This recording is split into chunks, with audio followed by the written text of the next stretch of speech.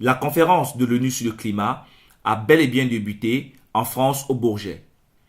Plus de 150 chefs d'État et de gouvernement se réunissent pour trouver un accord sur le climat. Selon les experts, cet accord est crucial et apparaît comme celle de la dernière chance. Le président Hollande souhaite faire prendre la mesure des choses à ses homologues. Mesdames et messieurs les chefs d'État et de gouvernement, sur vos épaules repose l'espoir de toute l'humanité. Je mesure, moi-même, dans la tâche que j'accomplis, combien combiner l'impératif de l'urgence avec ce qu'elle implique, y compris avec les événements tragiques, et les choix du long terme. Oui, cet équilibre n'est pas facile à trouver, mais là encore, il nous oblige.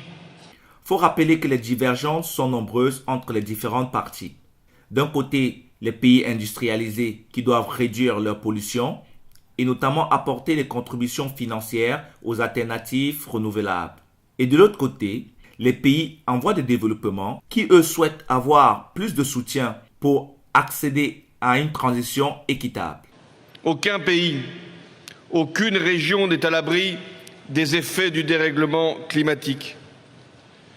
Mais comment accepter que ce soit les pays les plus pauvres, ceux qui émettent le moins de gaz à effet de serre, ceux qui sont les plus vulnérables, qui soient encore davantage touchés? C'est au nom de la justice climatique que je m'exprime aujourd'hui devant vous. Nous considérons que l'accord doit être global, efficace et surtout équilibré et égalitaire. Au-delà des mots, l'enjeu est crucial. L'avenir de la planète entière en dépend. La limitation de la température mondiale à 2 degrés et la montée du niveau de la mer à 1 mètre.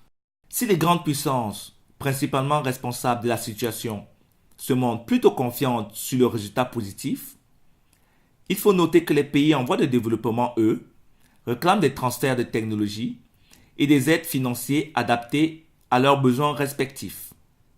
Comme l'a rappelé à juste titre le président Paul Biya, dans son allocution en séance plénière, malgré les 100 milliards de dollars par an déjà promis.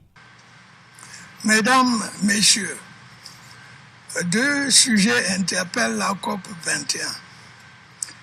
Il s'agit d'abord de la dégradation continue des forêts en Afrique centrale. Nous devons sauver les forêts du bassin du Congo. Nous devons sauver le second poumon de la planète.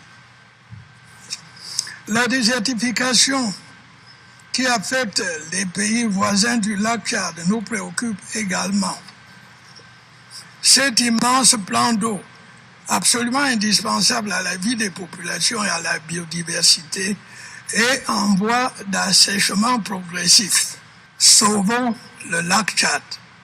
Nous sommes là pour répondre aux attentes et aux espoirs de nos peuples.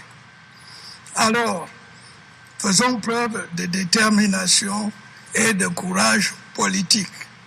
Oui, ayons de l'audace et de la sagesse. Si nous y parvenons, la conférence de Paris sera ce moment décisif que le monde, dans sa quête pour la survie de l'humanité, appelle de tous ses vœux. Quoi qu'il en soit, les discussions sont lancées et seront difficiles. Le sort de la planète en dépend. Et au sortir de ces 2 semaines de négociations, tous espèrent un accord contraignant et définitif. Morel Durand Kamgang, Hervé Landry Budias, Equinox Paris.